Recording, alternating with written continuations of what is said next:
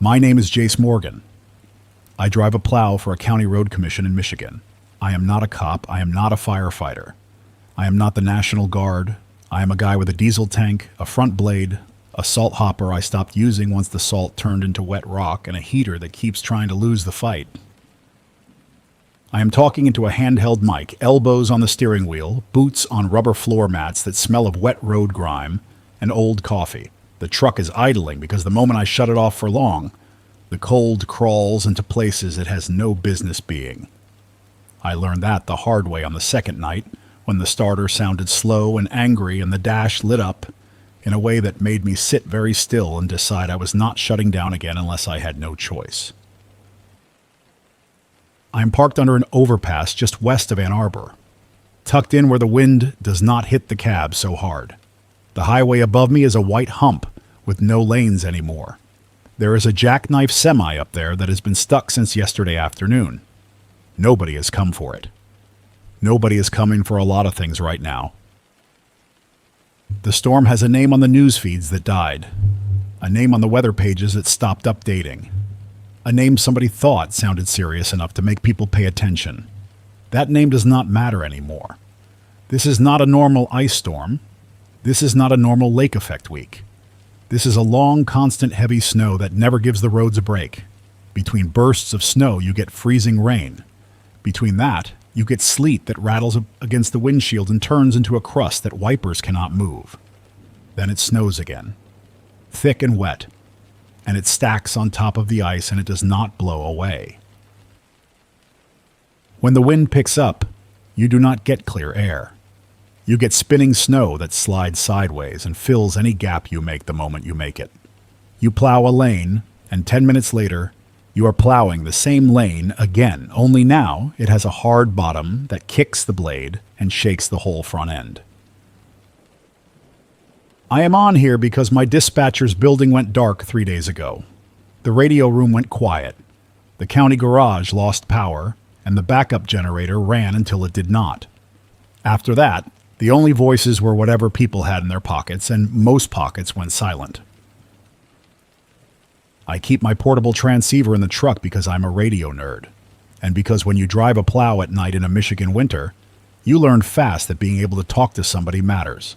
I flipped it on when the county channel went dead, and I heard voices stepping over each other, people calling for tow trucks that were not coming, people asking if anyone had a warm place, people trying to find their kids. I did not plan to be the guy who sits on an open channel and tries to keep a little order. I planned to plow until my shift ended, go home, and eat something hot. My home is in Ypsilanti, in a little duplex I rent, and I have not been there since the second day. The roads between here and there are a mess. If I make it home and I cannot get back out, I am done. That is the math. So I stayed in the truck. I found a spot with a little cover. I put a note on the dash in case somebody finds me later and wonders. I set the radio to scan and I started answering the calls that made sense to answer. I'm going to say this right away, because people keep doing dumb things when they get scared and cold. Do not run a charcoal grill inside your house. Do not run a propane heater in a closed room with no airflow. Do not sit in a closed garage with a car running. Carbon monoxide does not smell. You will not get a warning that feels dramatic. You will get sleepy and then you will not wake up. If you have a generator, run it outside, far enough that exhaust cannot blow back in through a cracked window. If you have to run it near a door because the cord is short, point the exhaust away from the house and keep that door shut tight around the cord with towels. If you have a carbon monoxide detector and it has batteries, keep it on. If you do not, then you need to treat every engine exhaust as something that wants to kill you. Now I'm going to keep talking until the radio quits, or the truck quits, or my voice quits. I will repeat the practical stuff because repetition is how you get through panic. If you want to talk, give your name, where you are, and what you need. If you are safe and warm and just lonely, I get it, but keep it short. There are people out here whose next hour depends on somebody hearing them. The snow has been falling for 9 days. I am not guessing. I started counting because my phone calendar died and I needed something solid. 9 days of snow and ice with no real break, and we are sitting under a sky that looks the same every time you look up. Gray, low, heavy. At first, the power lines held. Then the freezing rain came and the lines started snapping. Then the snow got heavier, and the tree limbs started folding. Then the roads clogged with stuck cars, and plows could not get through because the plows got boxed in by the same people we were trying to help. You can blame whoever you want later. Right now, blame does not warm you up. I'm going to give a quick picture of where I have been, so if you are listening in Michigan, you can map it in your head. I ran Jackson Road first, then out toward Dexter, then back toward US 23. I tried to reach the county line near Chelsea, and there were cars stacked in drifts so deep you could only see roofs. I went up toward Whitmore Lake for a bit, but the wind off the open water area was pushing snow across the road faster than the blade could move it. Yesterday I pushed through a small part of the Washtenaw Avenue near a grocery store. People were trying to walk bags of food home in a blizzard, hunched over, faces red, hands in pockets that did nothing. I stopped and told them to get off the road because if the wind shifts, I cannot see them. I said it plain. I did not try to be gentle. They listened. I saw an ambulance, stuck nose first into a drift. Lights still on, nobody in the cab. I saw a school bus abandoned, with the doors open and a pile of snow on the steps. I saw a line of semis on the freeway, dead quiet, no exhaust, no hazard lights, just white shapes under white. People keep asking when the state will clear the highways. The state is part of the same snow. The plow you think is coming is stuck or out of fuel, or the driver went home and could not get back, or the driver is sleeping in the cab because he cannot keep his eyes open anymore. My fuel is not endless. The gauge says a quarter tank, and I do not trust that gauge in this cold. Diesel thickens when it gets cold enough. The stations that still have fuel cannot pump without power, and even the ones with generators are rationing because once their storage tanks are gone, that is it. I have anti-gel additive in the toolbox. I have spare fuel filters, I have a strap wrench. I have enough experience to know that none of that matters if I get careless and let the fuel line chill too long. I keep the idle a little higher than normal to keep heat moving. That burns more fuel. If I idle lower, I save fuel, and the engine starts running rough, and the cab stops warming, and the windows start fogging, and the problem becomes bigger than fuel. This is the kind of choice you make all day now. I'm getting a call. Hold. Renee, I hear you. Go ahead. My name is Renee Alvarez. I am an intensive care nurse in Detroit. I am on the 41st floor of a building downtown near Jefferson. I do not want to say the building name on the air, because people are already trying to break into any place that sounds warm, and the last thing we need is a crowd we cannot control. I am not trying to be dramatic. I am trying to keep people alive with the tools I have. We had power the first few days. The building has a generator. It is supposed to run emergency systems, elevators, lights in the stairs, certain outlets, the fire pumps, and our hospital unit equipment on the lower floors. I am not in the hospital downtown. I am in a medical office building that has a small urgent care and some outpatient stuff. We are not meant to be a shelter. We became one because people ran in when the streets got bad and the police were busy with crashes, and the fire department was dealing with wires down and carbon monoxide calls, and they told everybody to stay off the roads. I have 19 people in my area right now. 2 are staff. The rest are patients or family who refuse to leave. We have a few elderly people. We have 1 kid with asthma. We have a man who showed up with frostbite on his toes, and he had been walking from Corktown, and he kept saying his truck died, and he could not feel his feet, and he begged me not to send him back out. I did not send him out. He is on a cot, with his boots off, and I am watching his toes, and I am doing the best I can without a real setup. The generator ran fine until yesterday morning. Then we started hearing a change in the sound through the walls. A hiccup every couple minutes. Then the lights on the emergency circuit started flickering. Then one of the maintenance guys came up and said the intake vents were icing over and the exhaust stack was building ice at the top. He said he had been outside on the roof trying to knock ice away, and the wind was so hard he had to crawl with a rope tied to him because he could not stand up. He told us they were running out of diesel. He told us the fuel company could not reach downtown, and even if they could, the streets were blocked with stuck cars and plow piles. He told us they would shut down anything non-essential. That was yesterday. Today, at around 10 in the morning, the generator stopped for good. Everything went quiet except the wind. Now we are in a building that is turning into a freezer. The windows are sealed, but they are cold to the touch. The stairwells are colder than the hallways because the doors do not seal perfect, and the wind is pushing cold air into every gap. The elevators are dead. The water pressure is dropping. The faucets still run a little on the lower floors, but on this floor it is already just a trickle. I have a battery lantern, and I have a couple phone power banks, and I have one of those little emergency radios that can charge by cranking, and I have my own personal handheld transceiver that I used for storm spotter stuff years ago. That is why you are hearing me. I am sitting on the floor in a hallway with my back against a door, and I am watching breath clouds from people who are trying not to panic in front of each other. I need advice for insulation.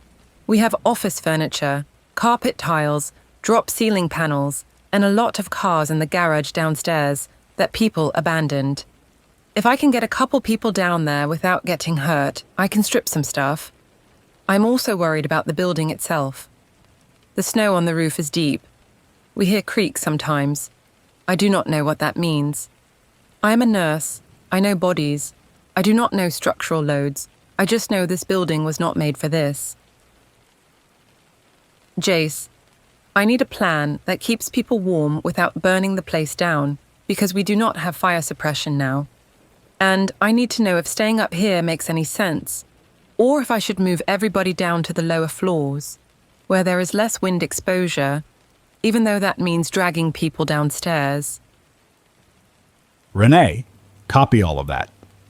You are doing the right thing by thinking it through and not just making one move and hoping. First, the building creaks. Buildings creak when they cool and shrink. Buildings creak when wind loads push on them. Buildings also creak when something is failing. I cannot tell you which one you have, and anybody who tells you they can from a radio is guessing.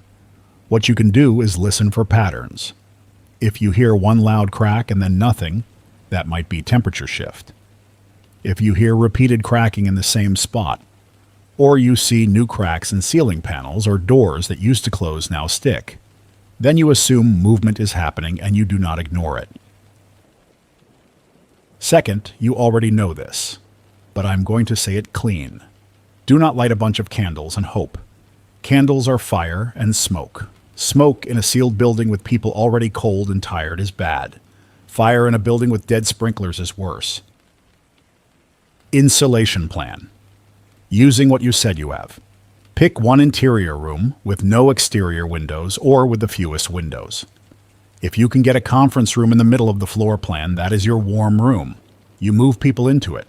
You close off other spaces so you are not trying to heat a whole floor. You hang anything you can across the doorway to reduce airflow. Carpet tiles, blankets, jackets, even plastic sheeting if you can find it, taped to door frames. The point is to slow the air exchange. If you have drop ceiling panels, those are basically foam and cardboard. They are not perfect, but they block air. You can pop them out and lean them against windows from the inside, then tape edges with whatever tape you have. If you have office cubicle walls, those are insulation wrapped in fabric. You can move them to build a smaller space inside the room. Even if it looks stupid, the smaller volume of air is easier to keep warmer from body heat alone. Now about cars in the garage. This is a good resource, if you do it safely. Do not run the cars. Do not sit inside with engines on. What you want is materials. Seat cushions, floor mats, trunk liners, those emergency blankets some people keep, even the headliner fabric. Car interiors are designed to be insulating. If you can take seat cushions out with simple tools, you can stack them along exterior walls or against windows. Floor mats conceal drafty spots under doors. If there is insulation foam in any maintenance closet, grab it. Foam board is gold right now. If you do not have foam board, then layered fabric is your friend. You can also use cardboard from boxes stacked in layers because trapped air between layers helps. Move down floors if you think you have roof load risk, and also because wind and cold hit higher floors harder. Lower floors stay a little warmer just from being closer to the ground and having less exposure. The downside is stairs and mobility. If you have anyone who cannot safely do stairs, you need a buddy system. 2 people per person. Slow, controlled. Stop and rest. Keep everyone together so you do not lose somebody in a stairwell. Water. Fill containers now while you still have some pressure. Bathtubs, sinks, pitchers, whatever. Even if you do not drink it all, water has thermal mass. A room with water containers changes temperature slower. Also, if pipes freeze and burst later, you want the water you already trapped. Last, tell everybody to keep their mouths and noses covered with cloth when sleeping. Not tight, just a scarf or shirt. It helps warm the air they breathe a little. It also cuts the feeling that makes people panic when the air is cold and dry. Renee, I want you to say your warm room plan back to me in your words, so I know you heard it and can execute it. Jace, I hear you. I'm going to do this with what we have, and I'm going to stop trying to make the whole floor livable. I'm going to pick the interior conference room that sits between 2 rows of offices. It has no exterior windows. I'm going to move everyone into that one room, and I'm going to build smaller space inside it using cubicle walls and whatever big furniture we can drag so we trap body heat. I'm going to close off the hallway doors and put barriers at the stairwell doors to cut drafts, using carpets and jackets and taped plastic if I can find it. I'm going to pull ceiling panels and use them to block any glass we cannot avoid, and I will tape the edges. I'm going to send 2 able people down to the garage with tools, not to sit in cars, but to strip seat cushions and mats and any blankets. We will carry them up and stack them along exterior walls and near doors. I'm going to fill every container with water while we still have pressure, and I'm going to keep that water in the warm room. I will tell people not to run any flame, and I will watch for panic behavior. I will look for signs the building is shifting, and if I hear repeated cracking or see doors sticking, I will move everyone down, slow and controlled. 2 people supporting any person who cannot do stairs alone. I can do this. I do hard shifts. This is just a different kind of shift. I needed the plan laid out without noise. Thank you. Good. Stay on this channel when you can, but conserve battery. Check in at set times. If you can manage it, try every 2 hours while you still have juice. If you cannot, check in when something changes or when you need specific guidance. Now I'm going to talk about the outside world again, because people keep thinking this is just their block. It is not. Detroit is a mess. Lansing went dark early. Grand Rapids held longer, then lost it in sections. Flint has whole neighborhoods where you can see the glow of a few fireplaces, and that glow is a hazard now because it tells anybody watching where people are. If you burn wood, keep it minimal, keep curtains closed, and do not leave sparks. A house fire in this weather is not a house fire. It is a whole street. If you're in an apartment building, stop thinking someone is coming to fix the boiler. The building staff may not even be there. You need to assume you are on your own and plan around one warm room and a way to share heat without fighting. Fighting costs energy. Energy is calories. Calories are limited. I'm getting another call. Mark, you there? Yeah, I am here. My name is Mark Delaney. I run operations at a commercial greenhouse outside Holland. I am not talking about a backyard hoop house. This is a real place with long glass bays, heating lines, overhead booms, irrigation, and racks of plants that were supposed to go out for spring, except spring is not going to show up if this keeps going. I stayed because the first night we still had natural gas heat, and we still had power. We thought we could keep it going, keep the pipes from freezing, keep the roof clear with the melt lines, and maybe ride it out. That was the plan. Then the ice started hitting hard, and the power started blinking, and then the snow got so heavy it started sticking instead of blowing off. We have crews here. Not a full crew. I have 7 people total. 2 are my regular guys. The rest are seasonal workers who could not get home because the roads turned into drifts taller than their cars. We have a little office trailer with a microwave and a coffee maker, except we do not have power now, so it is just a cold box with paperwork. We lost grid power 2 days ago. We have a backup generator, but it is meant to run controls and maybe a few circulation fans, not full heat. We tried to keep the boiler system going with minimal power draw. Then the generator started icing on the intake, and it quit once, then we got it back, then it quit again. Now it is dead. We can pull the starter cord until we are exhausted, and it will not catch. I think the fuel is thick, or the carb is iced, or both. The greenhouse itself is turning into a snow trap. The roof bays are collecting snow, and then freezing rain hits and turns it into weight. We were pushing snow off with brooms and long poles, but there is too much. It comes down faster than we push. We have a couple roof vents that got jammed shut with ice. The heat lines are cooling, and water is starting to freeze in places it should not. We have already had one pipe split in a bay, and it sprayed water until it stopped, and now there is a sheet of ice under the benches. Here is the part that scares me. I heard a crack about an hour ago, a deep crack, and then a sound of glass settling. Not shattering, just settling. I went down the main aisle with a flashlight, and I saw a bend in one of the support members near Bay 3, and I do not want to pretend I know if it is critical. I just know it was straight last week, and it is not straight now. We can go to the warehouse side, the part with metal walls, but that part has roll-up doors, and they are not sealed tight. The wind comes through. If we stay in the office, it is small, but it is a trailer with thin walls, and we are running out of blankets. We have foam trays, and cardboard, and plastic pots, and all the junk that comes with plants. We have a few propane forklifts, and we have propane cylinders. I know enough to know running those inside is a bad idea. I need you to tell me if there is any safe way to use what we have to make a warm space, and I need you to tell me what to do about the greenhouse roof. Do we keep fighting the snow, or do we leave the bays and accept the loss and move to the warehouse? I have people here who are tough workers, but they are getting slow. I can hear it in their voices.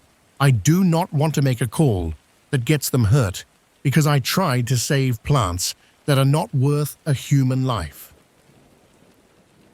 Mark, you already said the correct thing. Plants are not worth a human life. Inventory is not worth a human life. If the roof is bending, you stop spending time under it. This is not a debate. Greenhouse roofs are designed for snow loads that happen in normal winters. This is beyond normal. Wet snow and ice is heavy. A roof that bends once can collapse fast when it goes. You do not want to be there when it decides. Here is your plan. Using what you have. Move everyone out of the glass bays and into the most solid interior space you have. That is usually the warehouse or a mechanical room, not the office trailer, unless the trailer is your only space without big drafts.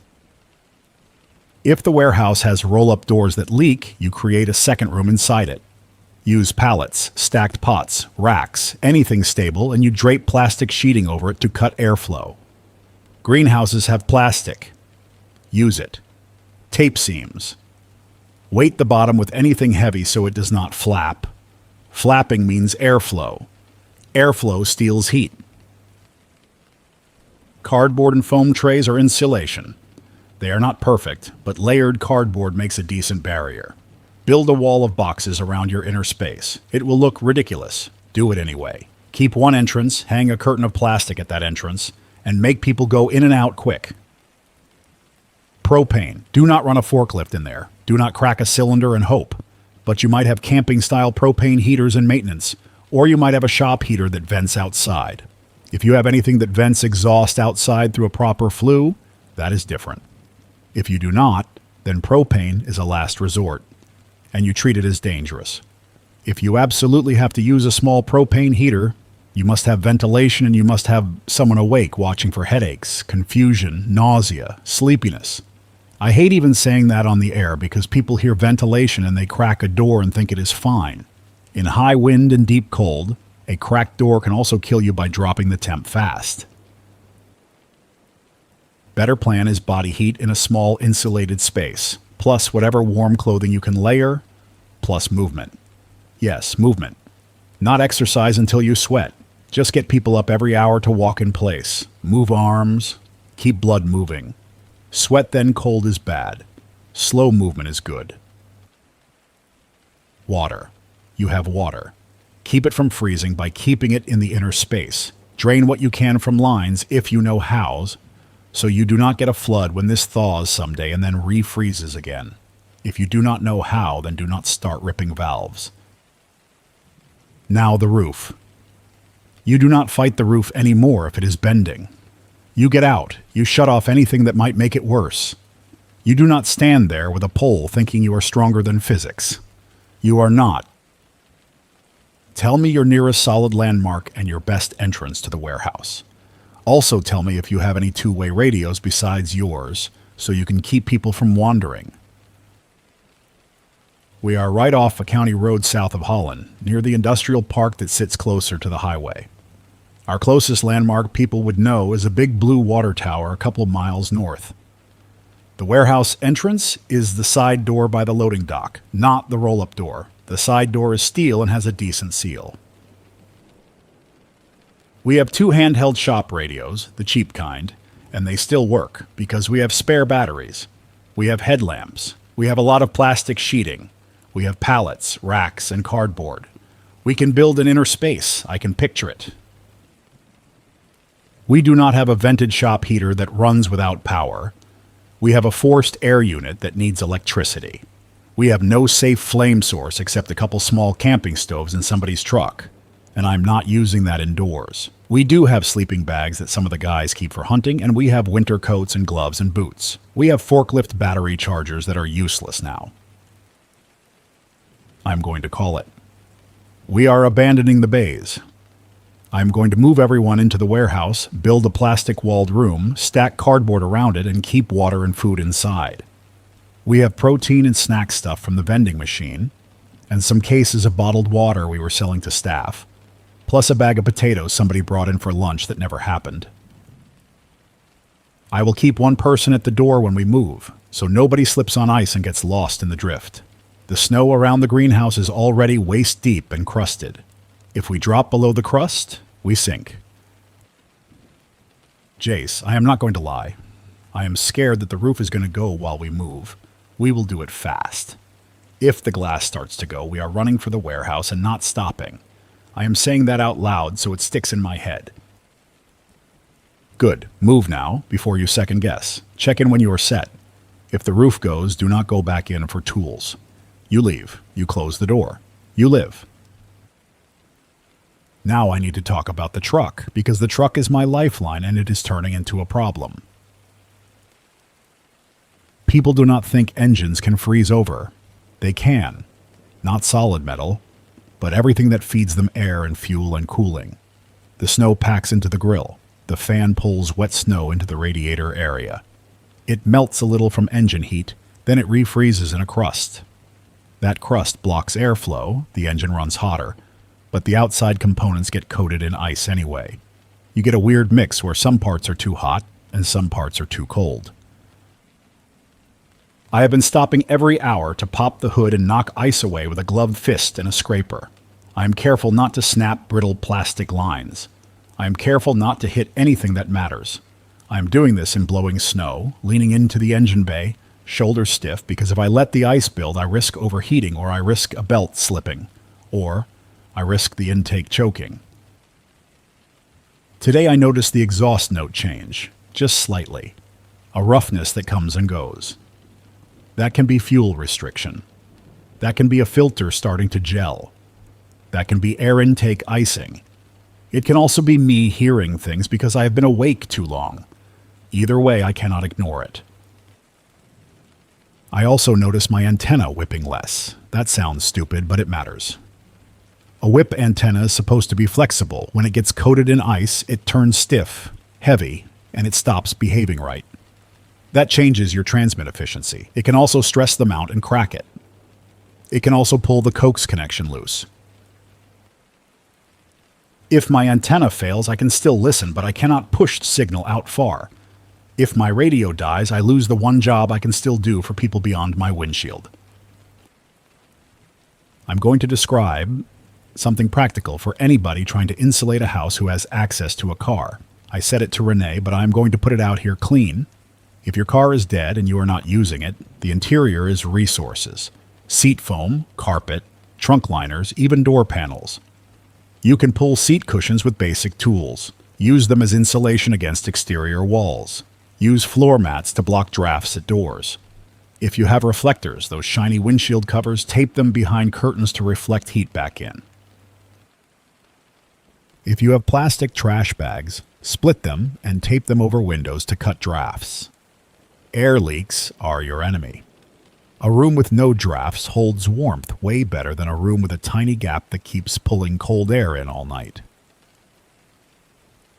If you're in a house with a basement, consider moving your warm room to a space where you have less exterior wall exposure. Basements are cold, yes, but they are stable. They are out of the wind. An interior basement room with blankets and insulation can be safer than a big living room with windows. Just be careful with flooding if pipes burst. Now I'm getting a call I did not want to hear again because it means the air is still being used, and that means people are still taking risks. Pike, go ahead. This is Captain Aaron Pike. I fly with the Michigan Army National Guard. I am not going to say the unit. I am not going to say the aircraft type. I'm going to keep this focused on survival and location. We went up on a rescue tasking this morning from a staging point south of Grayling. We were trying to reach a group of stranded people near a rural stretch where we had reports of a bus off the road and multiple vehicles buried. We knew the weather was ugly. We were told we had a window. That window was not real. We hit icing fast, not light icing. Heavy ice that built faster than our systems could handle. We were running anti-ice, but we were getting layers. Visibility dropped. Snow started blasting sideways. The horizon disappeared. We were flying on instruments, and we were still getting tossed. Then we got a warning that made every hair on my neck go tight, and I do not say that for effect. We got a vibration that told me ice was building where it could cause rotor imbalance. We started to lose performance. We made the call to turn back. We did not make it back. We lost lift. We dropped into trees. We hit hard. We did not roll. We did not explode. We did not have fire. We had a violent stop and a shower of snow and debris and the sound of metal bending. I am alive. My crew is alive. My crew chief has a possible broken arm. My medic has a cut on his forehead that I cleaned and bandaged. Our pilot is shaken but moving and talking. We are in the woods. We are not far from a county road, but that road is buried. The trees are iced. Branches are snapping. Every time the wind hits, you hear cracks around you and you know something can fall on you.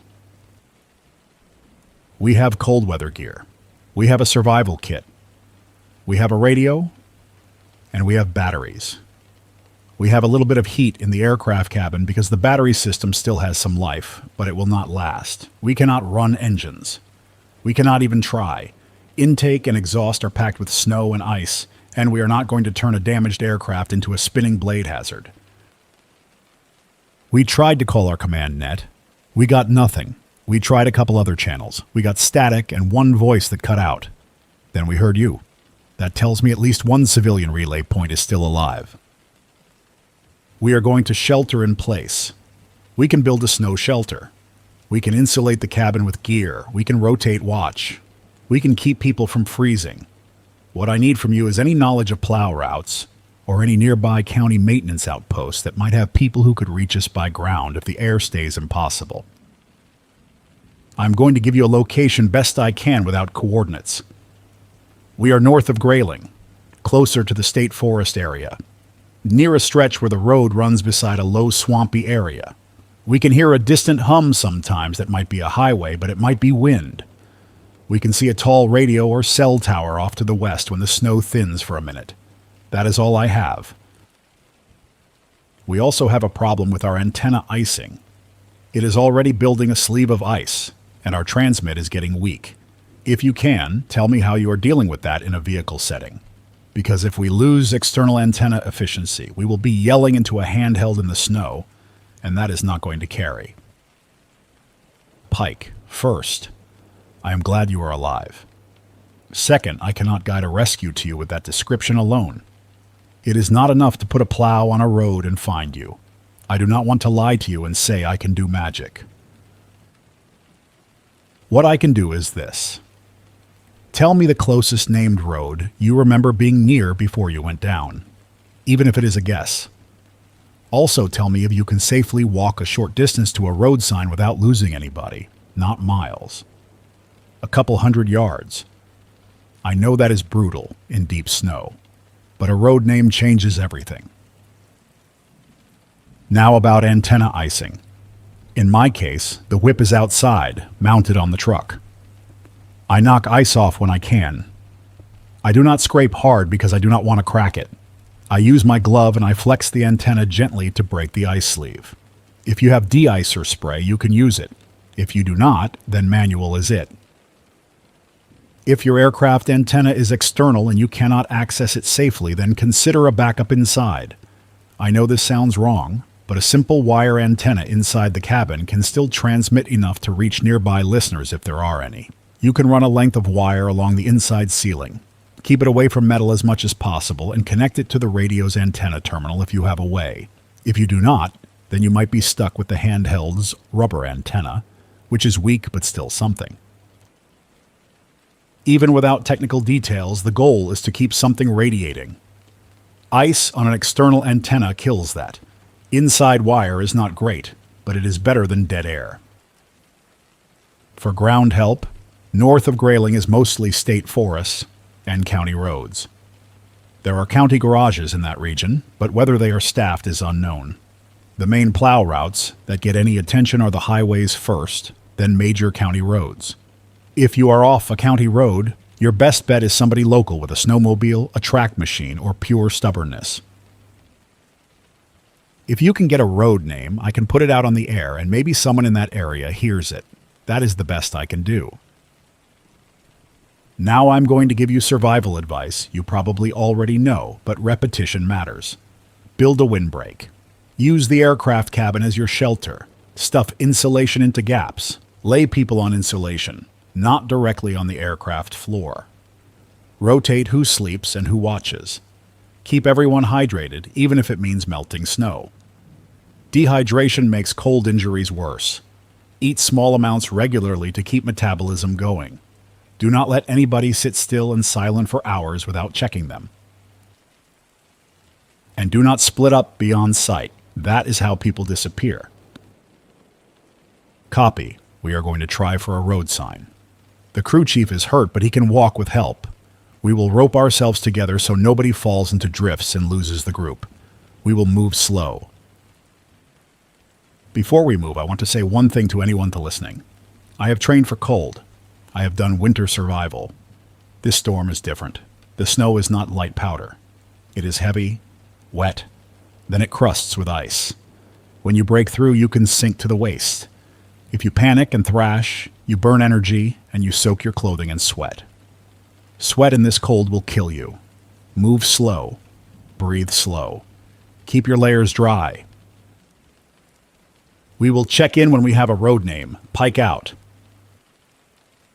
I hate hearing trained people say this storm is different because it means the normal rule book is gone. While Pike is moving, I'm going to do something I should have done earlier. I'm going to read out a short set of instructions for anyone with a vehicle who is thinking of using it for shelter. If your house is colder than your car, you might think the car is the answer. It can be, but do it smart. If you run the car, you must clear the tailpipe completely. Not a little. Completely. Snow can block it fast. A blocked tailpipe pushes exhaust back under the car and into the cabin, even if you think the windows are sealed. You crack a window a little, on the side away from the wind, to vent. You run the engine for short periods, not hours, because fuel will run out and you will be stuck. If you do not run the engine, then the car is just an insulated box. That is still useful. You can sleep in it with blankets. You can bring insulation from it into the house. You can use it as a windbreak outside if you have to move between buildings. If you are in a building and you can get into a parking garage, the cars there are material. Car seats, mats, trunk carpeting. Take what you can, but do not waste energy stripping every bolt. You are not restoring a vehicle. You are keeping people warm. Rip what you can, carry it, move on. Now, my own situation. I'm going to move soon. I cannot stay under this overpass forever because my fuel is dropping, and the longer I sit, the more likely someone comes along who wants what I have. That includes my fuel. That includes my truck. That includes my radio. That includes my food. I have seen people already, not a mob. Just a couple shapes moving between stuck cars, checking doors, trying handles, looking inside. They are not zombies. They are cold people who want to live. That can still get you hurt. I keep the doors locked. I keep my seatbelt cutter in my pocket. I keep a tool that can be used as a weapon within reach. I do not want to use it. But I'm not going to die because somebody decided my plow truck is a prize. If you are listening and thinking about taking somebody else's supplies, hear me straight. You might survive the theft. You might also get shot, or stabbed, or crushed, or end up in a drift bleeding out while the snow fills your mouth. This is not a game. This is not a movie. Think about what you are choosing. I'm going to check on Mark again when he is ready. Mark, if you can hear me, quick status. Jace, this is Mark. We moved. We got everybody into the warehouse. We built a plastic room using racks and pallets, and we draped plastic sheeting and we taped seams. It is ugly. It works. The wind inside the warehouse is still there, but inside our plastic room it is calmer. The greenhouse bays are making more noise now. I can hear pops and creaks. We are not going back. I locked the door to the bay corridor. I put a forklift in front of it, not because it will stop a collapse, but because it stops somebody from doing something stupid. People are calmer once they have a task. The moment we started building, they stopped staring at the glass ceiling and imagining it falling. Now they are stacking cardboard and laying sleeping bags. We have water inside, we have food inside, we have headlamps and batteries. We are going to rotate rest. I have one guy who keeps wanting to go back for more supplies. I told him no. I told him plants are not worth it. He is mad, but he is listening. I appreciate you. I did not realize how much I needed someone outside this building to say the words out loud. That is a win. Hold that. Keep your inner space small. Keep people dry. Check feet and fingers for numbness and color changes. Do not let pride turn into injury. Now back to Renee and Pike. Renee, if you have any update, go ahead. Jace, this is Renee. We moved into the conference room. We dragged tables and filing cabinets and we built a smaller space. I used cubicle panels and I taped plastic from a supply closet. We sent 2 people down to the garage and they came back with seat cushions and floor mats and a bag of random blankets they found in trunks. One of them found a cardboard box full of winter hats in a car, still tagged, probably someone's shopping run that never got home. Those hats are saving us right now. I filled water in every container I could find. The pressure is almost gone now. I can hear pipes groaning. I told everyone to use the bathroom before it stops, and I set up a bucket plan for later, because I'm not letting this room turn into a disease problem too. We moved down 2 floors because the stairwell felt colder higher up, and because I kept thinking about the roof. We did it slow. Nobody fell. We kept a rope line so nobody drifted in the dark stairwell. I am proud of them. I am tired, but I am proud. I am still hearing occasional creaks, but nothing repeated in one place. Doors still close. I think the building is holding for now. I'm not telling anyone it is safe, but I'm telling them we are doing the best plan we can. One problem.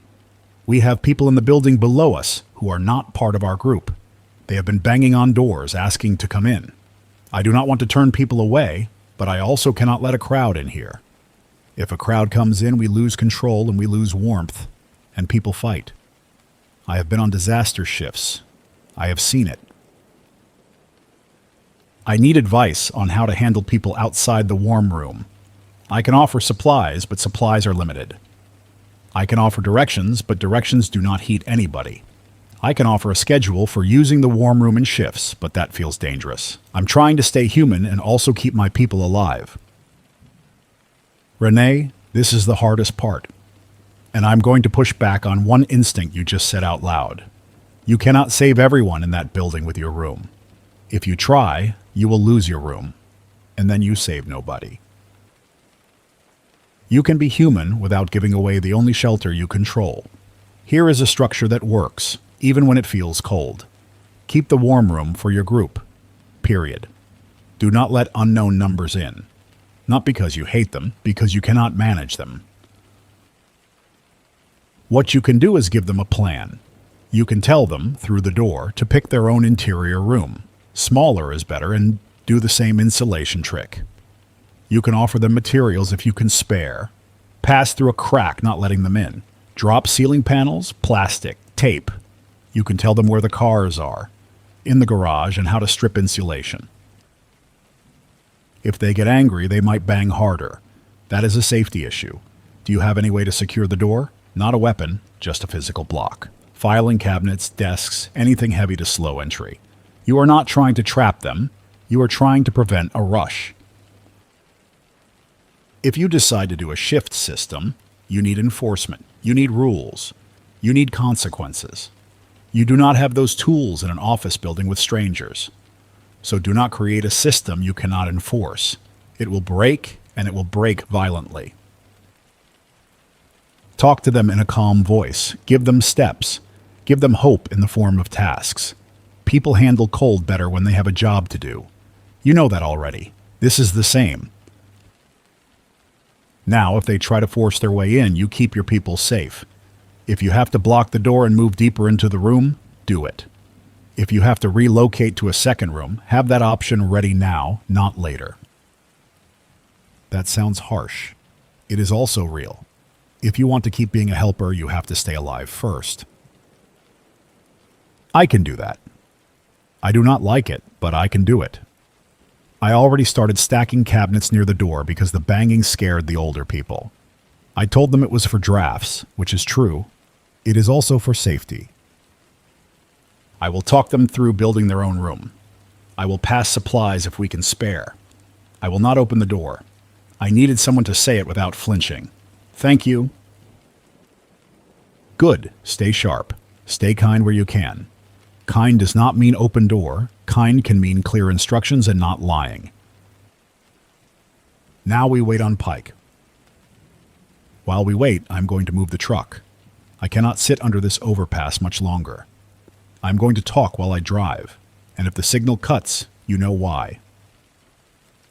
I am pulling out slow.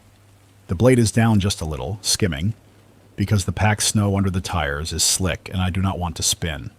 If you spin in this mess, you dig yourself a hole, and you heat the tires, and then the snow melts and refreezes under you into a slick bowl. The truck lurches. The whole cab shudders. I feel the rear end push sideways a couple of inches, then catch. I keep my hands steady. I do not overcorrect. Overcorrecting on snow is how you end up facing the wrong way. I am heading toward a county maintenance outpost I know sits off the side road.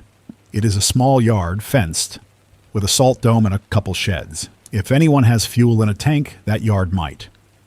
If it is locked and dead, I am wasting fuel getting there. But sitting still also wastes fuel. At least moving gives me a shot at something. The world outside my windshield is white with gray shadows. I can see the tops of road signs. I cannot see lane markers. I cannot see the edges of the road in places. Only the taller trees and the outlines of mailboxes poking through drifts. I pass a minivan half buried in a ditch. No movement, no lights. Snow piled high against the doors. I do not stop. I hate that. I hate it in a way I cannot fix. If I stop at every vehicle, I will die, and then I help nobody. I said that to Renee. I am repeating it to myself. I hit a drift that grabs the blade and tries to pull it sideways. The truck fights it. I give it a little more throttle. Not too much, just enough to keep momentum. The engine note deepens. It sounds strained. I watch the temp gauge. Still stable. I am thinking about something else while I drive. People keep saying the snow never stops, and they mean it like a curse. But snow that never stops also means the atmosphere is stuck in a pattern. There is a reason. And somebody somewhere with a working weather station is probably writing it down. The rest of us just live inside it. The lights ahead are gone. A whole strip of small businesses is dark. The only light is from my headlights and a few battery lanterns and windows, dim and careful. Nobody is putting bright light out anymore. Too many people learned that bright light attracts attention. I turn onto the side road toward the yard. The drift is deeper here because no one has been down it. I drop the blade fully and push. Snow piles up in front of the truck in a heavy wave, then spills to the side. The blade shakes. The truck slows. I keep it steady. There is the fence. It is half buried. The gate is visible under a crust of ice. I pull up and stop. I leave the engine running. I grab my scraper and a flashlight.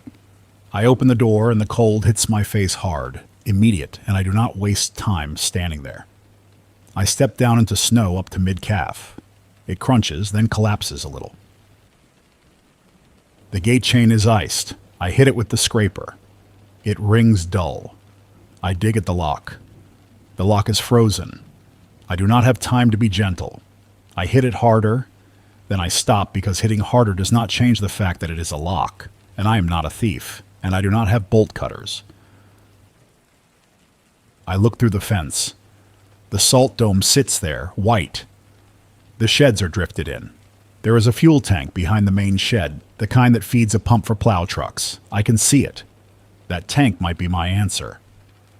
The pump will not work without power, but there is usually a manual way to pull from those tanks with the right setup. I do not have the right setup. I walk back to the truck and I think fast. I have a hand siphon pump in the toolbox for emergencies. A little bulb pump and hose. It is meant for pulling from barrels, not locked tanks. But sometimes the fill cap has an opening.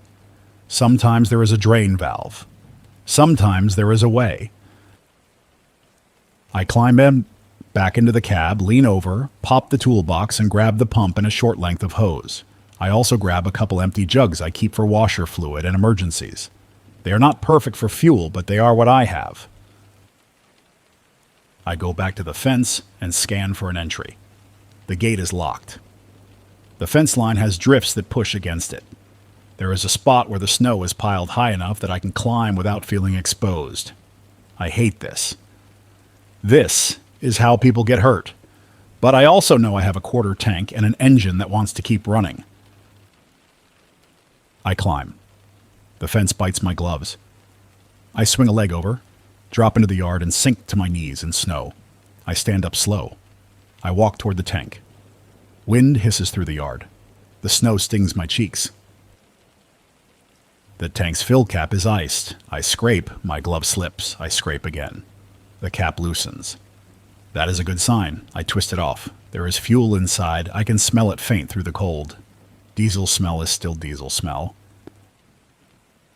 I feed the hose in. I pump. The bulb is stiff in the cold, but it moves. I pump again. Then again. Nothing. I pump until my hand cramps and my breath fogs my flashlight beam. Then I feel it. Resistance change. I keep pumping. A dark liquid starts moving through the hose. I get the first jug filled halfway, then I stop and cap it. I do not fill to the brim because fuel expands a bit when it warms, and also because I do not trust these jugs. I fill the second jug halfway. My hands are numb through gloves. I keep moving. Then I hear a crack overhead, a sharp snap. I freeze. Another crack. A branch falls somewhere behind the shed with a heavy thud in snow. I tell myself it is trees, not people. I still turn and shine my light. Nothing. I hustle back to the fence with the jugs, climbing slow because falling off a fence into snow with fuel is a stupid way to die. I get them over. I get myself over. I drop back on the roadside and drag the jugs to the truck. I pour the fuel into my tank through a funnel. The diesel sloshes. The sound is the best sound I have heard all day. It is not a full tank. It is not even close. But it is enough to buy me time. I wipe snow off my radio antenna with my glove. The ice sleeve is thicker now. I flex it gentle. The ice cracks and falls in chunks. I check the mount, still holding. I climb back into the cab, shut the door, and let myself breathe for a second. The heater air feels weak. I turn the fan up. The fan squeals a little, then steadies. The cab warms 1 degree at a time. Now, back on the air. If anyone heard me go quiet, that was why. Pike, if you are there, come back. This is Pike. We made it to a sign. We moved slow. We used a rope between us. The snow is deep and it crusts, then collapses. We did not panic. We did not sweat much. We got to the road. The sign says we are near County Road 612. It also mentions a small lake access road name, but it is buried and I can only see part. It ends with the word trail. County Road 612. I repeat, County Road 612 north of Grayling area. Near a small lake access trail. That is what I have. I know that is still broad. I know there are a lot of county roads, but it is more than before. We also saw a marker with a mile number. It is half covered. It might be mile 9. It might be mile 4. I do not trust it. I'm not going to feed you a wrong number. We got back to the aircraft. The wind is picking up. We are setting up the cabin shelter now. We have thermal blankets. We have foam pads. We are stuffing gaps. The medic is doing a head-to-toe check on everybody. I took your advice on a backup antenna. We have a spare length of wire in the kit. We rigged it along the inside of the cabin roof, taped it down, routed it to the radio. It is not ideal, but our transmit sounds cleaner now. We are going to use external antenna only when we can knock ice off, and otherwise we will use the interior wire.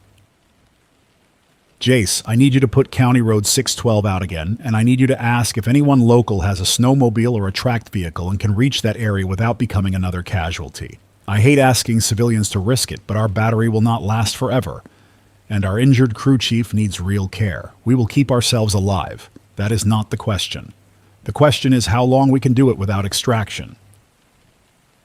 Copy. Everybody listening in northern Michigan, Grayling area, County Road 612, down National Guard aircraft crew alive, needs ground reach support if anyone has snowmobile or tracked vehicle and can move safely. Do not become another rescue problem. If you can help, answer with your name and what you have. And now, before anyone gets brave and stupid, I want to challenge the premise. Pike is trained, and he is asking because his options are limited. You, random listener with a snowmobile, might be tempted to prove something. Do not. If you do not have fuel, if you do not have gear, if you do not have a buddy, you will die out there. If you do have the ability, the safe play is not ride into the woods and hope. The safe play is to coordinate with other locals, travel in pairs, bring extra fuel, bring a sled, bring shelter materials, and mark your route so you can get back. If you cannot do those basics, then your help is not help. Pike, I will repeat it every half hour for as long as I can. Battery conservation matters. If you can, listen more than you talk. Thank you. Pike out. Now, Something changed in my truck while that happened. The engine roughness is worse. It comes in little waves. I feel it through the seat. The tack needle wobbles a hair. That is not my imagination. This is where I get honest. I am tired. I am cold, even with heat. I have been eating snack bars and jerky and whatever I find in my lunch bag that is not frozen solid. I have been drinking the water that tastes faintly of plastic because it sits in a jug near the heater vent. I have been peeing in a bottle more than I want to admit because stepping outside wastes time and heat. I am still functional, but fatigue makes you sloppy. Sloppy makes you dead. So I'm going to do the boring maintenance now on the air so it keeps me disciplined. I'm going to pull over again, pop the hood, and check the fuel filter and intake. If the radio goes quiet, you know I'm outside. I am parked. 4 ways on, even though nobody can see them in this snow. Hood latch. Gloves on tighter. The hood is heavy with snow. I push it up. The engine bay is a mess of ice crust. The intake snorkel has snow packed around it. I knock it loose. The air filter housing is cold as stone. I check the lines. I look at the fuel filter bowl. There is haze in the fuel. That can be wax crystals. That can be the start of gelling. I pour anti-gel additive into the tank. I do not measure perfect. I do the best I can by feel and experience. I tap the fuel filter housing with my glove, then I stop because hitting things does not warm them. I need heat. I have chemical hand warmers. I keep them for emergencies. This qualifies. I tear 2 open, shake them, and tape them around the fuel filter housing with duct tape. It looks ridiculous. It might buy me time by keeping the filter a little warmer than the air. I also put a piece of cardboard in front of the part of the grill, an old trick to help the engine hold heat in extreme cold. You do not block it fully. You do not want to overheat. You block part so you balance airflow. And my hands are stinging now, even through gloves, and that tells me I've been outside too long. I close the hood. I climb back in. I hold my hands near the vent. I wait for the ache to fade. Back on the air, and I do not have any new callers right now. That either means people are asleep or people are out of power or people are out of hope. I'm going to keep talking anyway because silence makes this worse. If you are trapped in a tall building, do not assume the upper floors are safer. Upper floors get colder faster. They also get harder to evacuate when elevators are dead. The safe move is usually downward, but not into a big lobby with glass doors that leak wind. Downward into an interior room, lower floor, minimal windows. If you are trapped in a single-family house, pick one room and commit. You do not heat the house. You heat one room. You block drafts. You wear layers. You keep everyone in that room. You only leave for bathroom, water, and quick checks. If you have a gas stove and the gas is still on, do not use the oven as a heater. I know people do it. It is a fire risk and carbon monoxide risk. If you do cook, cook fast and shut it off. If you have a wood stove or fireplace and you use it, keep the damper correct. Keep a small fire. Watch for smoke backing up. If you do not know what you are doing, do not experiment in a crisis. If you have a dog, keep it inside and keep it dry. If you have a cat, same. Animals burn calories fast and cold. They also give heat back when they curl up. People forget that. Do not. Now I'm going to say the uncomfortable part. People are going to start moving again soon. Not because the storm eased, but because desperation pushes harder than weather. When people move, crime rises. Not because people are evil, because people are hungry and cold and they see light in a window and they decide you have something. You can reduce your risk by keeping your place dark from the outside. Keep curtains closed. Do not stand in a lit room where your silhouette is visible. Use minimal light. If you need light, use it deep inside, not by windows. Noise matters too. Generators are loud. If you run one, people hear it. If you run one, you need a plan for what you do if someone shows up. That plan should not be fantasy. It should be real. Locks, distance, neighbors, visibility. I'm going to check in on Renee and Mark again because they are my anchors right now. Proof that planning works. Renee, status. This is Renee. We have stabilized. The warm room is working in the sense that nobody is shaking uncontrollably and nobody is panicking in a way that spreads. People are still scared. That is normal. But now they have a routine. I talked to the people outside the room through the door. I gave them steps. I told them to pick a room and build their own small shelter, to strip car interiors, to use ceiling panels, to block drafts. One man yelled at me and called me selfish. I let him say it. I did not argue. I repeated the instructions. After a few minutes, the yelling stopped and I heard them moving furniture. That tells me they are doing it. We have one elderly woman who keeps trying to wander because she is confused. We set up a buddy system so she is never alone. We are taking turns sitting near her. I am watching for frostbite signs. So far, everyone's hands and feet are okay because they have boots and gloves. We have one problem with water. The pipes froze fully about an hour ago. Toilets are not flushing. We are using buckets and trash bags. I hate it, but it is controlled. I am keeping waste outside the warm room in a sealed container. I am not letting this turn into illness. My battery is dropping. I will check in less often. If I go quiet, assume we are still here and we are conserving. Jace, you help me keep this from becoming chaos. That matters. It does matter. You did most of it. You are the one in the building. I just gave you a structure. Hold your line. Mark, you still there? This is Mark. We lost the greenhouse roof in Bay 2. It happened maybe 20 minutes ago. We heard the metal groan, then a fast series of cracks, then a long crash that shook the warehouse. Glass did not explode outward into the warehouse because the bay corridor door was closed. That forklift block you suggested probably helped. We did not go look. We stayed in our inner room. One guy cried. He was attached to the place. I let him cry. Then he wiped his face and started stacking more cardboard. The warehouse is cold, but our plastic room is warmer than outside. I can tell because my breath is less visible inside, and because people stop clenching their shoulders when they sit. We are rotating movement. We are eating small snacks. We are melting snow in a metal pan on a small alcohol burner we found in someone's emergency kit. But we are doing it by the open door with ventilation, and we do not let it run long. I know you warned about flame. I am being careful. If the warehouse gets compromised, we will move again. For now, we are holding. I will check in tomorrow, assuming the battery holds. That is the right call. Stay alive first. Now, for everyone listening, this is a pattern you can copy.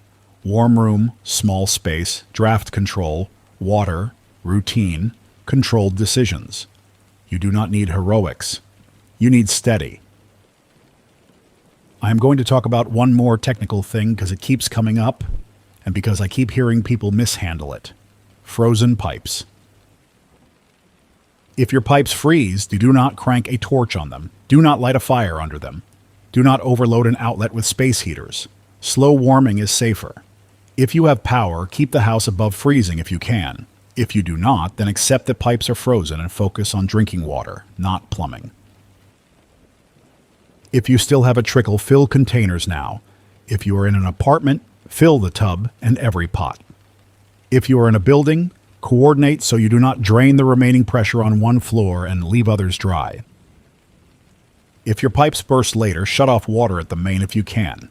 That prevents flooding when pressure returns or when stored water drains.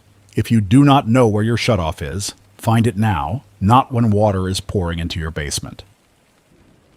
I'm going to repeat Pike's location again. County Road 612 north of Grayling. Downed aircraft crew alive. If you are local and capable and safe, respond. If you are not, do not. No response yet. That might be because locals cannot move. That might be because nobody wants to risk it. That might be because nobody can hear me. Now I'm going to be blunt about another thing. This radio link depends on my antenna staying clean. The ice is building again. I can see it through the windshield, a pale sleeve in my headlights. Every hour it gets thicker. Every hour my transmit gets weaker. I'm going to try a trick I do not love, but it is better than losing everything. I'm going to wrap the base of the antenna with chemical hand warmers and tape to keep ice from bonding at the mount. I cannot heat the whole whip, but if the base stays warmer, the ice might shed easier when I flex it. If you are listening and you have an antenna outside, you can do the same. Hand warmers, tape, insulation around the mount. Keep it from turning into one solid frozen rod. Another option is a backup wire antenna inside. It will not be strong, but it might be enough for local. If you have a radio with a detachable antenna, you can rig a wire along a wall or ceiling. Keep it away from metal if you can. Do not overthink it. A weak signal is better than silence. I am going to do the hand warmer wrap now. I am outside again. Wind is worse. The antenna is stiff. I peel ice off with gloved fingers. It cracks in thin sheets. I tape a hand warmer at the base, then another. I wrap duct tape around the mount, not too tight, just enough to hold. I flex the whip. It moves. Good. Back inside. If you are wondering why I am not going home, this is why. If I go home and I lose this truck, this link is gone. The county radio system is gone. Most cell towers are gone or running on backups that will die. The internet is patchy at best. This old-school voice link is the last thread for some people. I do not say that to make myself feel important. I say it because it is the practical truth I'm seeing from the driver's seat. I also know I am one failure away from being another stranded vehicle. If my engine dies, I become a cold box with a mic. So I'm going to plan for that now, out loud, because planning beats panic. If my engine fails, I will shelter in the truck short term because it is still insulated. I will move my sleeping bag and blankets to the back seat area. I will use seat covers and floor mats as extra layers. I will conserve radio battery by switching to receive only and only transmitting at set intervals. If the truck becomes unsafe because of people, I will move to the nearest solid building I can reach on foot, ideally a maintenance yard or a municipal building. I will take the radio, the battery pack, food, water, and my basics.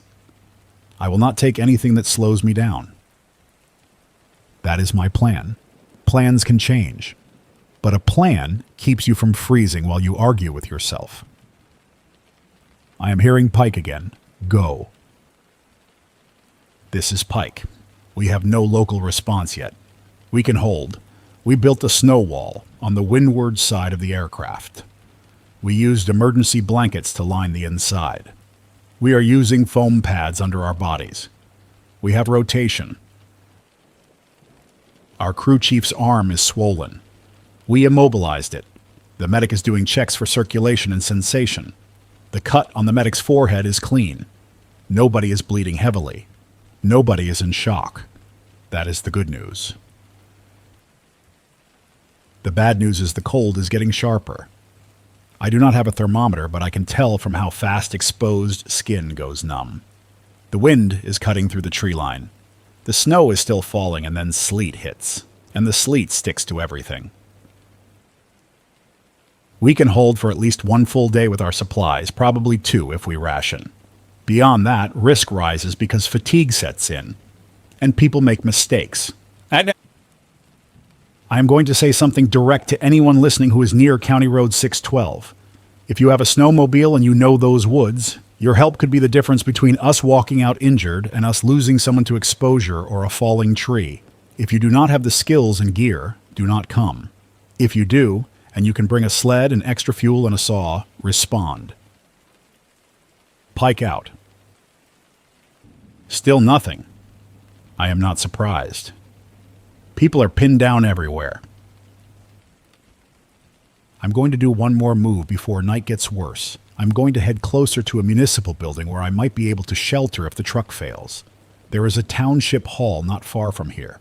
It might be locked. It might be drifted in. But it is a known structure with thick walls. I drive slow through side streets. The plow pushes, but the snow is deep and the blade keeps riding up. When the blade rides up, it loses bite and you start climbing the drift instead of cutting it. I adjust the angle. I keep going. The township hall shows up as a dark lump behind a row of trees. The parking lot is buried. There are no tracks. That means nobody has been here. That is good for safety. It is bad for access. I push into the lot, plowing a path to the front doors. The snow piles up in front of the doors. I back up and push again, clearing enough space that I can walk.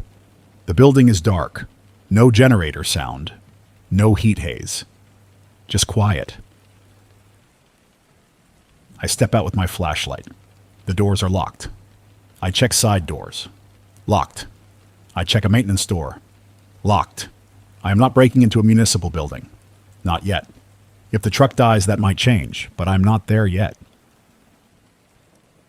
I go back to the truck and park it facing outward so I can leave fast. I keep the radio on. I keep listening.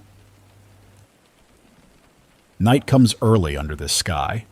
The light fades without a sunset. Just gray turning into darker gray. Snow keeps falling in the headlights. It makes a tunnel effect that messes with your depth perception.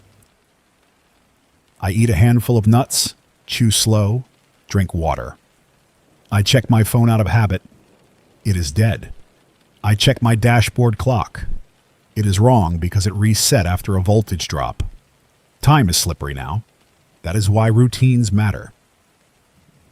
At some point, my transmit audio starts to sound worse. There is a hiss under it. That can be atmospheric noise. That can be my antenna icing again. I look out the windshield. The whip is coated. The hand warmers helped at the base, but the upper part is still building ice. This is the part where I admit a hard truth. I am not going to beat this weather with tape and hand warmers forever. The storm is relentless. The ice does not care how stubborn I am. So I'm going to set up my backup antenna now, before failure forces it.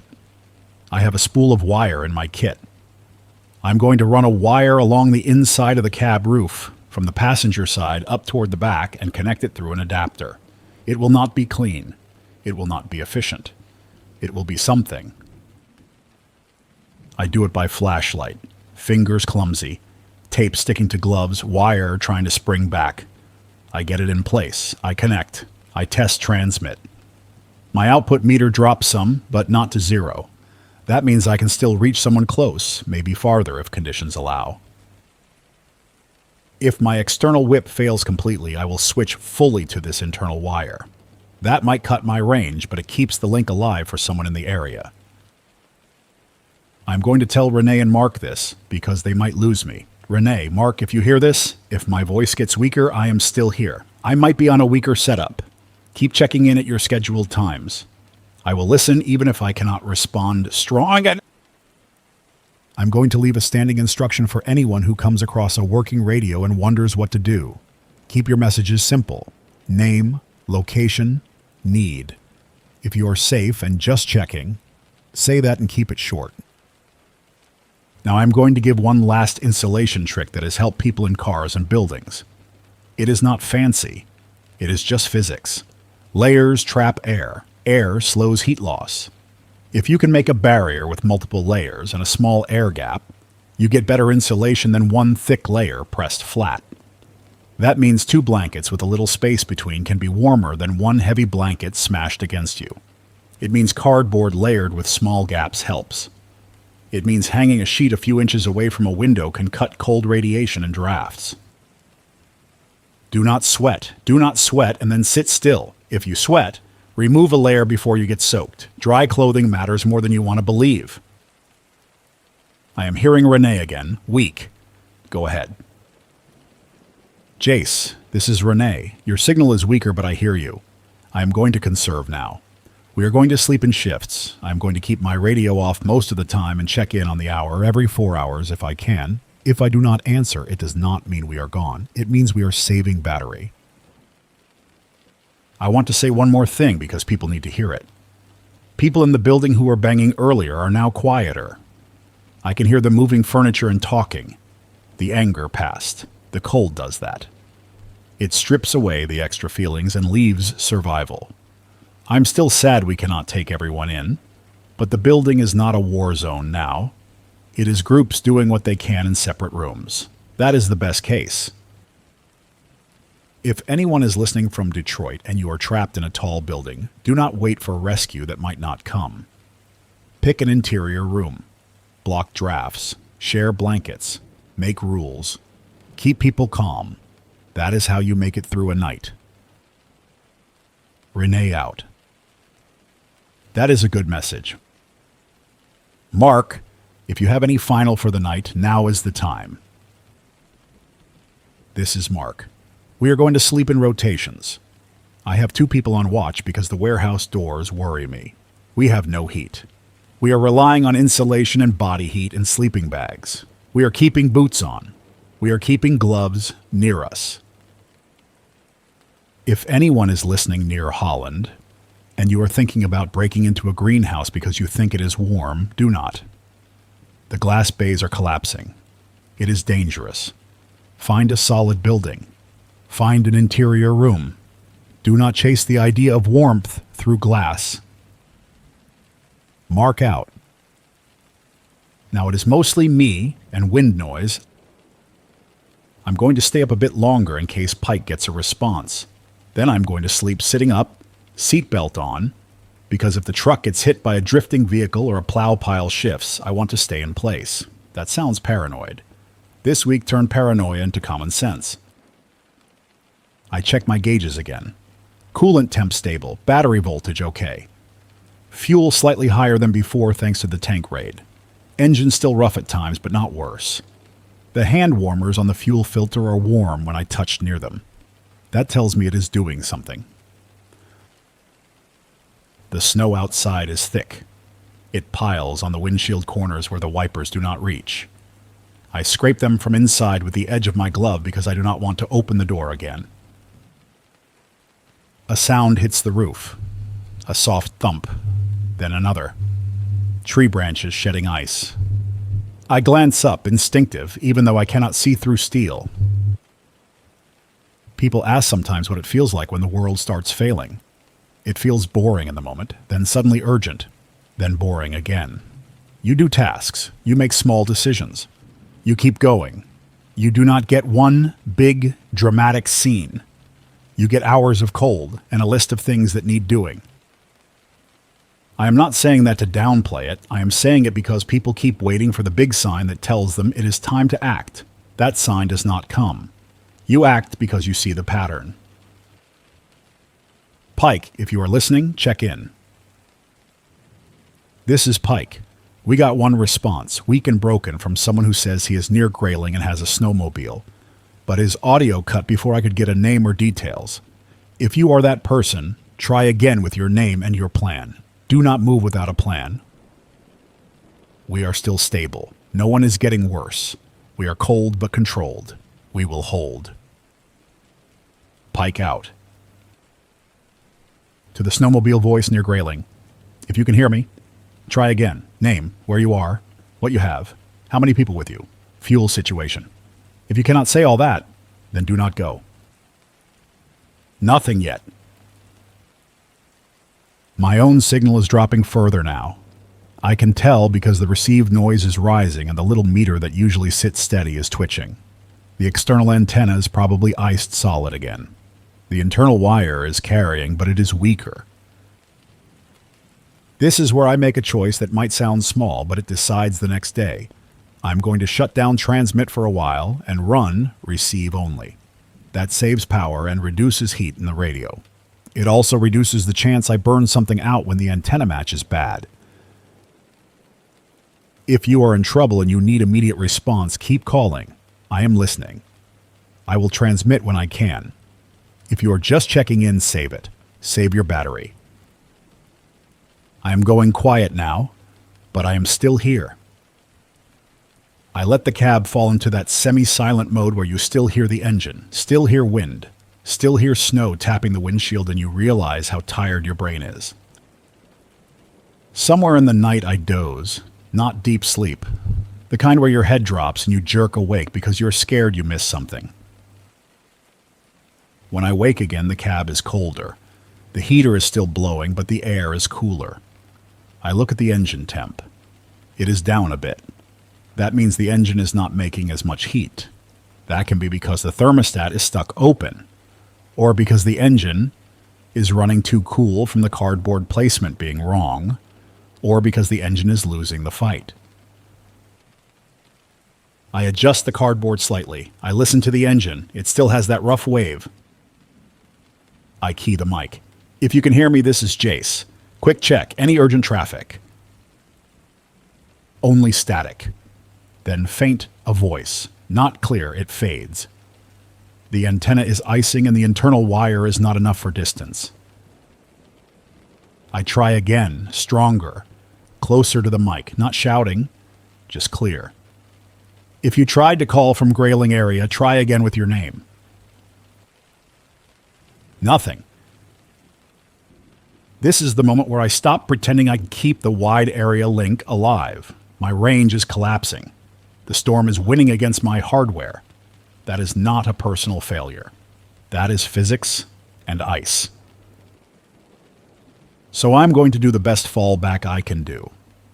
I'm going to leave a recorded loop message on transmit at intervals, short, with key instructions and status, then return to receive. That way, anyone scanning might catch it without me burning out my radio, and I'm still available to respond if I hear a real call. Here is my message, and I'm going to repeat it a few times through the day. My name is Jace Morgan. I am in Washtenaw County and near Ann Arbor. Snow and ice conditions are extreme. Build a warm room. Block drafts. Use car interiors and foam for insulation.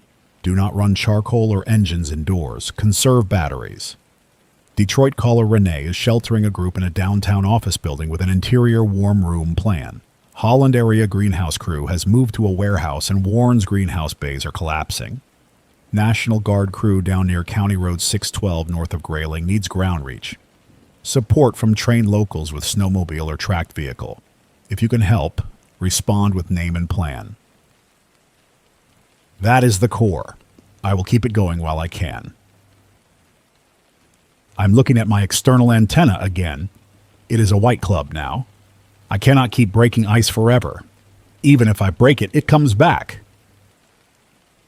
So I do one last thing. I take the external antenna down.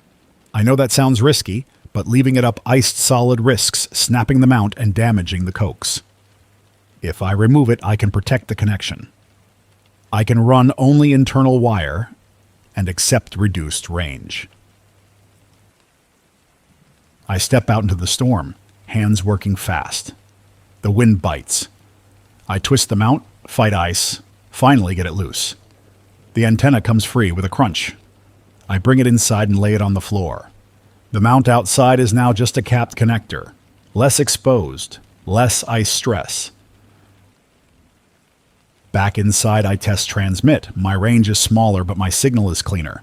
That matters more now. A weak, clean signal can be copied better than a strong, distorted one. I run the loop message again. Then I listen. Hours pass in short chunks. I scrape windshield, I check engine, I drink water, I chew food. I do not let myself drift too far into sleep. Near midday, I hear Pike, faint but there. This is Pike. We got a solid response. Name is Tommy Sutter. He says he is a mechanic in Grayling and he has a snowmobile and a second rider. He says he has a sled and extra fuel. He says he can leave in 1 hour if he can get his machine started and warmed, and he wants us to keep transmitting so he can home in. Tommy, if you can hear me, respond again with your exact start point and what route you think you can take. Jace, if you can hear me, tell Tommy to bring a saw for down limbs and tell him to travel in a way that he can get back. Do not let him die for us. I will not carry that. Pike out. Tommy Sutter, if you hear this, bring a saw for branches, bring extra fuel, travel slow, mark your route.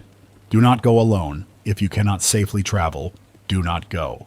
Pike's location is near County Road 612 north of Grayling, near a lake access trail. Use caution. That is the best I can do for them. I am not a dispatch center. I am a tired plow driver with a radio and a truck that wants to quit. Still, one local with a machine can be the difference. That is how disasters really work. It is not always big agencies. It is neighbors with gear and sense.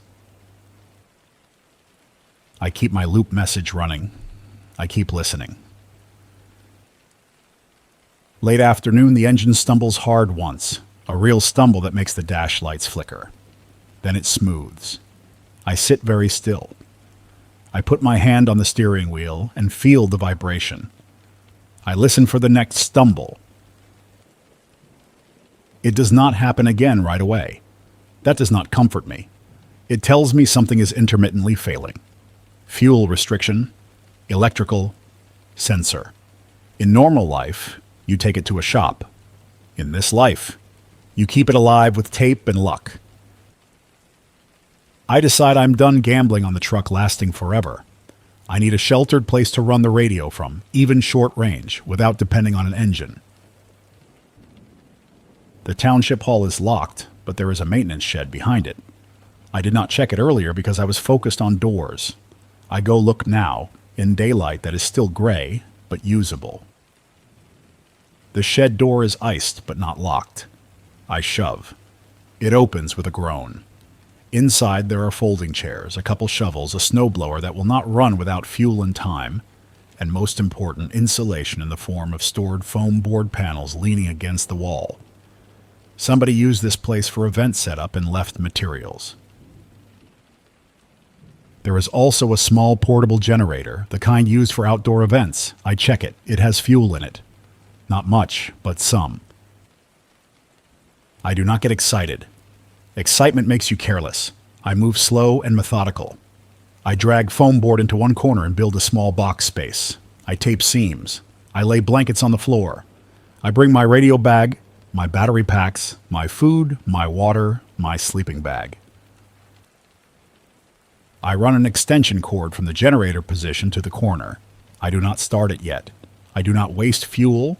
I keep it for when I need to charge a battery or warm something briefly. Then I go back to the truck and look at it, idling in the lot, snow on the hood, headlights off to save alternator strain. Just running.